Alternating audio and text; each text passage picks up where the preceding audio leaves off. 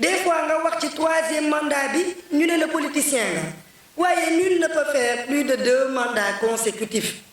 ndax da nga war a doon politicien pour xeex ko wala bañ koo xeex question la ñëpp xam nañ ni du yoon ñëpp xam nañ ni keroog li ma waxoon ci plateau bi mooy ñëpp xam nañ ni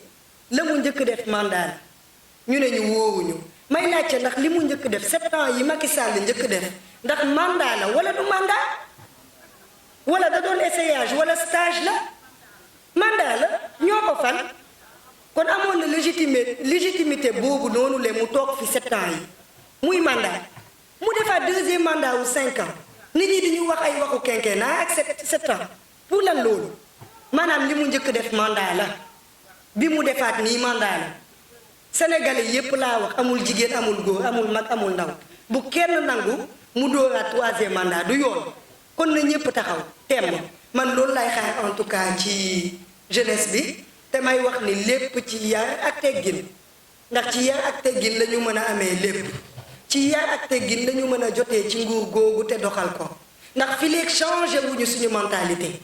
fi léegi jiitaluñu suñu intérêt personnel gëm naa ni Sénégal dina développé wu liy ñëw ci kanam dina jafe parce que changement boo gis dina métti gëm naa ni ki fii toogiwaat nguuram début bi dina métti nañu nangu mu métti ngir suñu njaboot gii di ñëw nañu nangoo noot suñu bakkan ngir suñu njaboot yii di ñëw ñu mën a am épanouissement boobu noonu le en tout cas looloo nekkoon samay kàddu te bu ñu fàtte ni tamit suñu frère tunisien yooyu mooy cause bi ma jàppee woon démb dafa am suñuy frères tunisiens yi nekk bitim réew yoo xam ne ils sont victimes du racisme mooy dañu nekk gis nañ ci sax vidéo boo xam ne ñu ngi leen di jam di leen dóor di leen xoqatal tout simplement parce que ay noir lañu dëkk yépp jël seeni responsabilité Guinée moo mujj teg foofu benn avion jël ay éléments wam delloowaat leen seen réew ñu gis ni suñu gouvernement ba tey waxuñ ci Aïssata Tall Sall mi ñu dénk loolu ba tey waxu ci ñun les membres de la société civile ndéem dëgg rekk ñu tax a jóg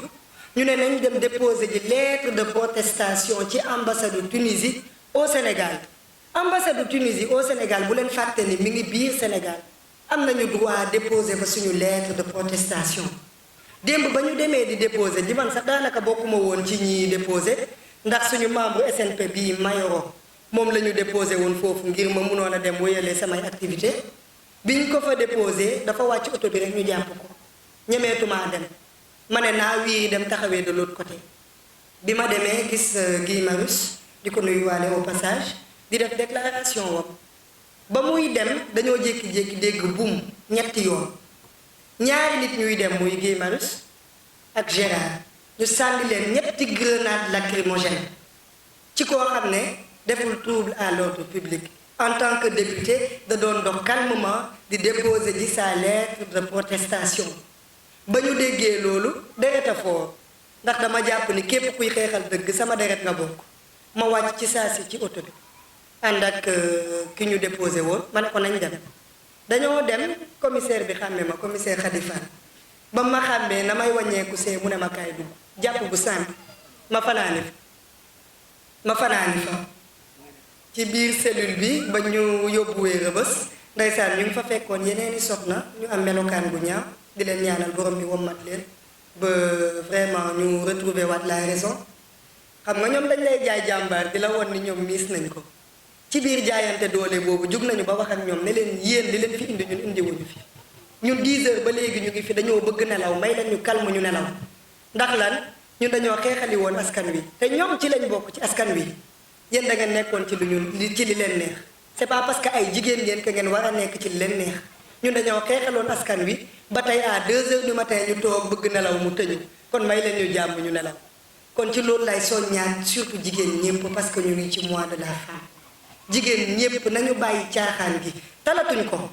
talatuñ ko nañu teewal suñu réew te Yolande li mu am tëbul tëb am ko du wax ju bëri moo ko may waaye dafa dem rejoindre ci la société civile saa yu gisee lu jaaduwul mu jug xeex ko di ci woo suñu yaay yi di ci woo suñu sœur yi di ci woo góor ñi di ci woo ñëpp di leen wax ni politique ànd na ak di xeexal askan wi politique ànd na ak doon révolutionnaire ndax tey ku mel ni Ousmane Sonko révolutionnaire na d'une manière ou d'une autre kon politique ànd na ak loolu noonu yëpp loolu noonu lépp la donc di leen ñaanal te di leen wax ni rek yéen ñëpp ñëw leen ngeen rejoindre combat bi damay politikaale man tamit pour la société civile ñëw leen rejoindre combat bi ñu àndandoo di xàccandoo di doogandoo